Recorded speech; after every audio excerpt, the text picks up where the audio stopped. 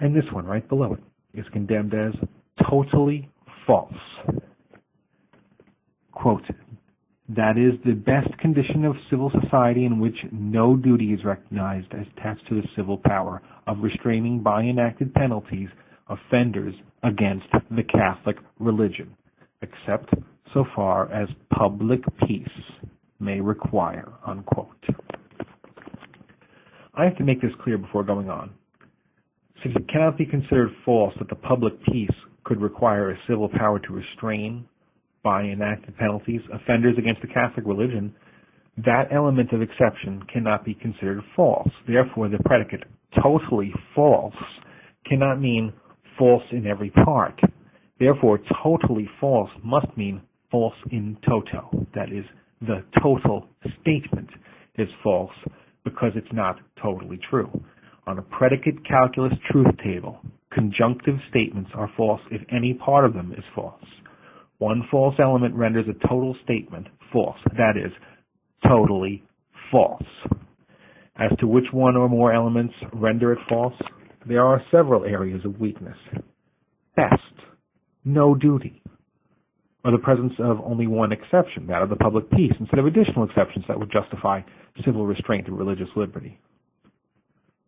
The next statement is one quoted by Joe Hargrave, and it is said to be derived from the totally false one that I just read.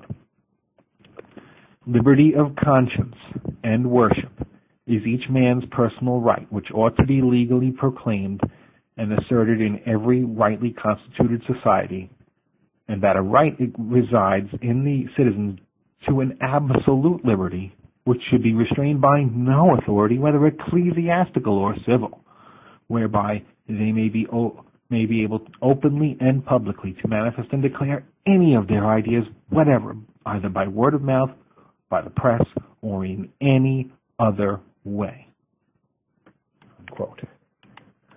The liberty of conscience clause I just recited above was a quote of a quote. His Holiness Pius IX was quoting another pope by name, his predecessor Gregory XVII, who condemned the idea as a form of insanity in the encyclical Mirare Vos from August 15, 1832. Now I have to point out a fact that is obvious to me, but seems to escape the notice of rad-trotters and Sedevacantists, to imply that the condemnation I just recited is a prescription against liberty of conscience and worship per se. But that's not the case. It does not prescribe liberty of conscience and worship per se.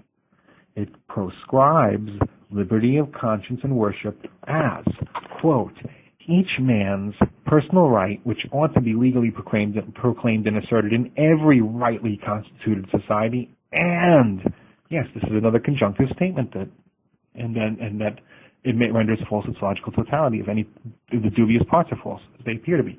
That as citizens, note the distinction between citizens' rights and personal rights, they have, quote, absolute liberty, which should be restrained by no authority, whether ecclesiastical or civil, to openly declare any ideas, whatever, in any way, unquote.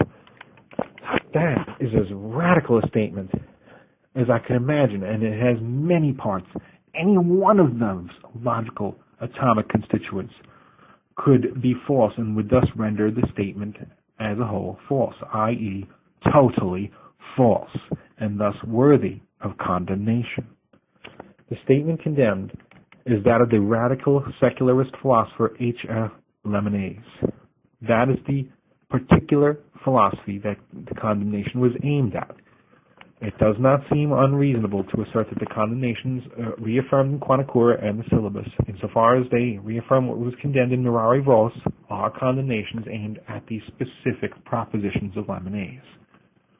When I turn to Dignitatis Humanae and see whether what is affirmed there matches the extreme form of political liberal secularism I recited, I find that what is affirmed there is far from the extreme continental libertine liberalism of Lemonnier. I do not see a, quote, liberty of conscience and worship, unquote, being proclaimed as each man's personal right. Where the word conscience is used, it is usually in connection with the duty to the truth that binds conscience with obligation, not what frees it from such a binding. The only thing that conscience should be free of, according to Dignitatis Humanae, is undue coercive force being applied to compel people to disobey it. Statements can be found by St. Thomas Aquinas that make the exact same point. It's not a radical liberal affirmation. The particular phrase, liberty of conscience, takes place exactly 0 times in Dignitatis. It is never affirmed there, not even implicitly, and certainly not in the extreme form described in the condemned statement I recited moments ago, with such phrases as absolute liberty, restrained by no authority, not even the non-coercive teaching authority of the Church to condemn error. The error condemned by Gregory and Pius is the error that people would have an absolute right to be wrong, and the Church would have no right to even point that wrongness out. And not only a right to be wrong, but a right to spread that error in any way whatsoever, without even the most innocent and commonsensical restrictions, such as would protect children, for example. And again, with the Church having no right to even voice a toothless public objection. Dignitatis does not affirm anything so extreme and or radical as that which the earlier papal encyclicals condemned. Every concession to freedom in Dignitatis is granted within due limits and can be abrogated for the just public order, which it defines as much broader than the public peace. The just public order includes not only the public peace, it also includes safeguarding the rights of citizens and guardianship of public morality. With regard to safeguarding the rights of citizens, that exception to the exercise of religious freedom would justify the government action to restrict the kind of recruitment or proselytization used by certain cults to grow their membership by targeting the poor and uneducated with the sort of intrusive propaganda that the document describes as, quote, hinting at coercion, unquote. As for the public morality exception, that would justify legal restrictions against such violations of the Catholic religion as blasphemous art, pornography, obscenity, artificial contraceptives, all of which the Church has on several occasions called for legal restrictions on since Vatican II. Such restrictions of liberty of conscience are not the sort that Lemnasian liberals would tolerate and allow to pass without vigorous protest. Religious freedom, as it is affirmed in Dignitatis Humanae, has nothing to do with a right before God to stubbornly hold to erroneous views. It is a right in relation to the coercive power of the state, per se, and nothing more. Insofar as religious liberty is affirmed as a right in Dignitatis, that right is defined as being a right to be free from coercion by the state or other merely human powers. A right not to be forced to convert to any faith, not even the true one. Neither Gregory nor Pius nor Leo affirmed that any state had the right or duty to force people to convert to the Catholic faith. The right to be free from coercion by any, quote, merely human power, unquote, such as the state or civil authority, is repeated throughout Dignitatis. But the Church is not a merely human power. The Church is a divine institution. Therefore, what is denied to merely human powers is not on that score denied to the Church. The document puts it very clearly and intelligibly. Religious freedom, in turn, which men demand as necessary to fulfill their duty to worship God, has to do with immunity from coercion in civil society. Therefore, it leaves untouched traditional Catholic doctrine on the moral duty of men and societies toward the true religion and toward the one true Church of Christ. Dignitatis Humanae does not deny the Church any rights she has already infallibly declared that she has. Its restriction of civil power does not extend to ecclesiastical authority, as did the Lamennasian era of prior papal encyclicals which they condemned.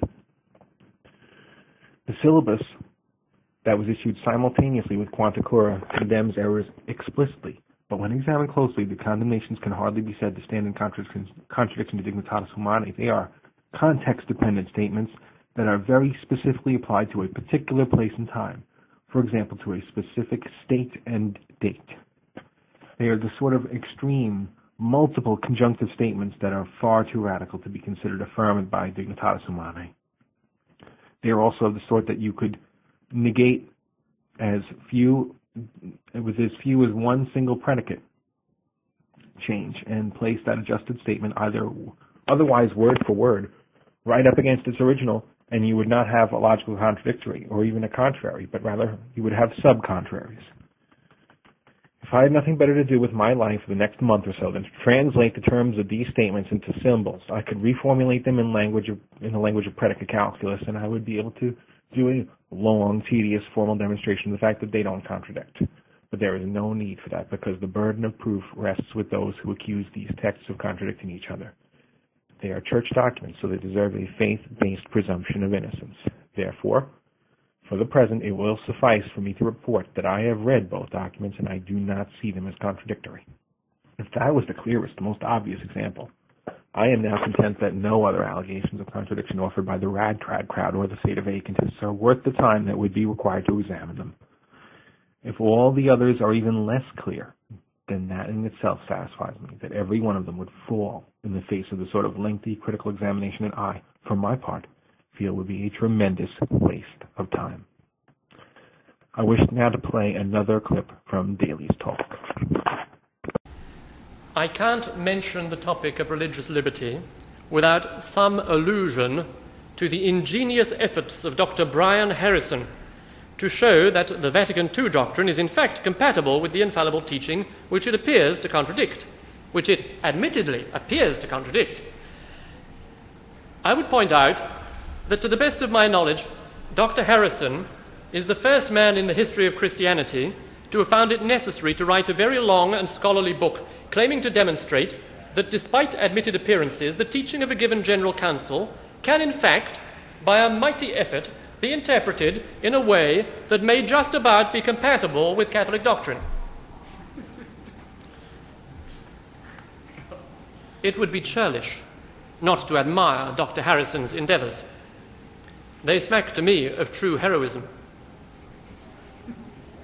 And they start from a sound principle, a principle that Harrison knows as well as I do, that without such a reconciliation, the conciliar church collapses to the ground in rubble and ruin. But it was a hopeless task from the start. That such a work should have been considered necessary was already proof that Vatican II was not really a general council of the Catholic Church. Harrison is a stretcher. He stretches the pre-Vatican II teaching, Quanta Cura, Libertas Praestantissimum, and so many other documents. He stretches it as far as he can, as far as he can, as far as he can, in a liberal sense. And then he takes the Vatican II doctrine, Dignitatis Humanae, and he stretches it as far as he can, in a Catholic sense. He's like this, and he's like this, and he's like this. And they said, there we are, they touched. They didn't. He has not succeeded in making the two ends meet.